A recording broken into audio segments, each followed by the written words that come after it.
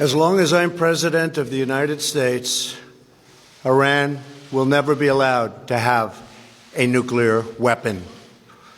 Good morning. I'm pleased to inform you the American people should be extremely grateful and happy. No Americans were harmed in last night's attack by the Iranian regime. We suffered no casualties.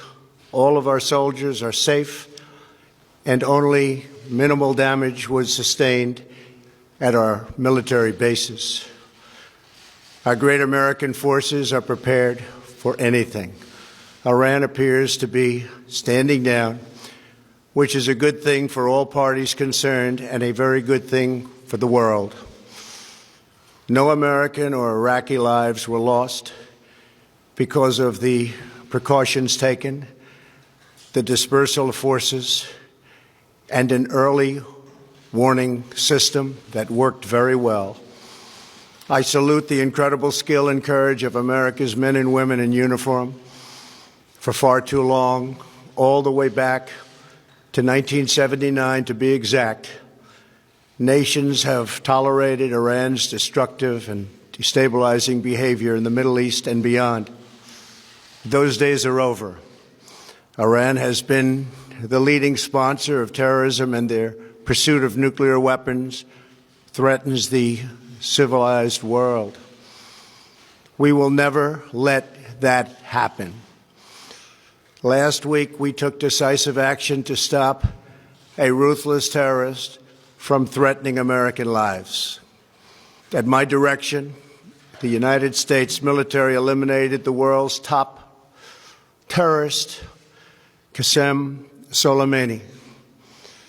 As the head of the Quds Force, Soleimani was personally responsible for some of the absolutely worst atrocities.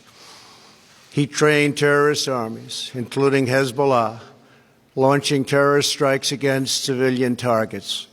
He fueled bloody civil wars all across the region. He viciously wounded and murdered thousands of U.S. troops, including the planting of roadside bombs that maim and dismember their victims. Soleimani directed the recent attacks on U.S. personnel in Iraq that badly wounded 4 service members and killed 1 American, and he orchestrated the violent assault on the U.S. Embassy in Baghdad. In recent days, he was planning new attacks on American targets, but we stopped him. Soleimani's hands were drenched in both American and Iranian blood. He should have been terminated long ago. By removing Soleimani, we have sent a powerful message to terrorists. If you value your own life, you will not threaten the lives of our people. As we continue to evaluate options in response to Iranian aggression, the United States will immediately impose additional punishing economic sanctions on the Iranian regime. These powerful sanctions will remain until Iran changes its behavior. In recent months alone, Iran has seized ships in international waters, fired an unprovoked strike on Saudi Arabia, and shot down 2 U.S. drones. Iran's hostilities substantially increased after the foolish Iran nuclear deal was signed in 2013, and they were given $150 billion, not to mention $1.8 billion in cash. Instead of saying thank you to the United States, they chanted death to America. In fact, they chanted death to America the day the agreement was signed. Then Iran went on a terror spree, funded by the money from the deal, and created hell in Yemen, Syria, Lebanon, Afghanistan, and Iraq. The missiles fired last night at us and our allies were paid for with the funds made available by the last administration. The regime also greatly tightened the reins on their own country, even recently killing 1,500 people at the many protests that are taking place all throughout Iran. The very defective JCPOA expires shortly anyway and gives Iran a clear and quick path to nuclear breakout. Iran must abandon its nuclear ambitions and end its support for terrorism. The time has come for the United Kingdom, Germany, France, Russia, and China to recognize this reality. They must now break away from the remnants of the Iran deal, or JCPOA. And we must all work together toward making a deal with Iran that makes the world a safer and more peaceful place.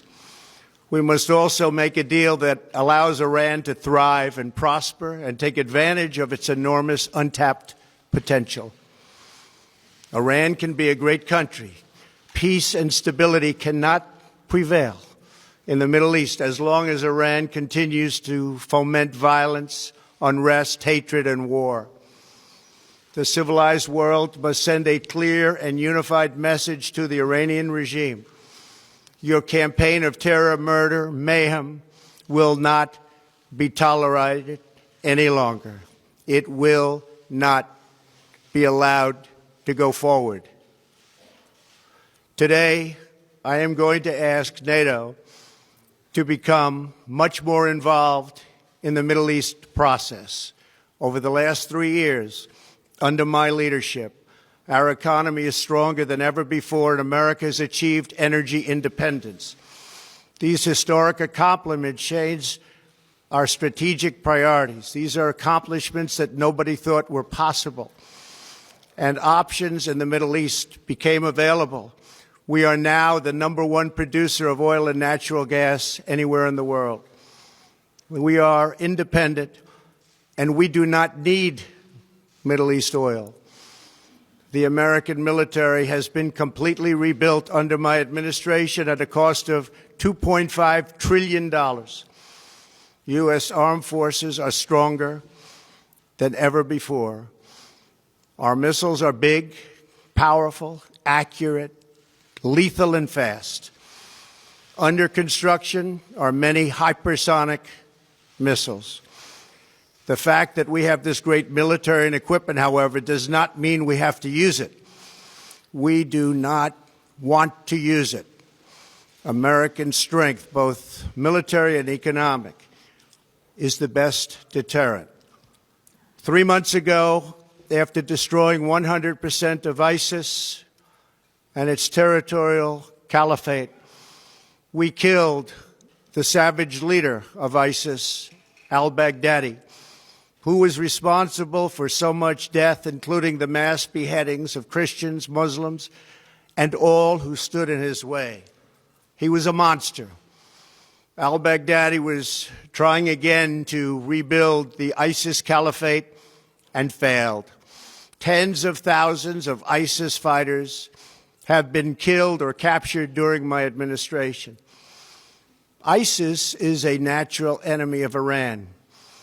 The destruction of ISIS is good for Iran, and we should work together on this and other shared priorities.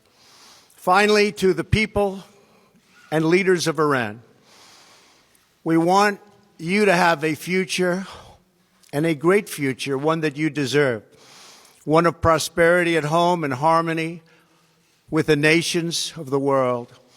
The United States is ready to embrace peace with all who seek it. I want to thank you, and God bless America.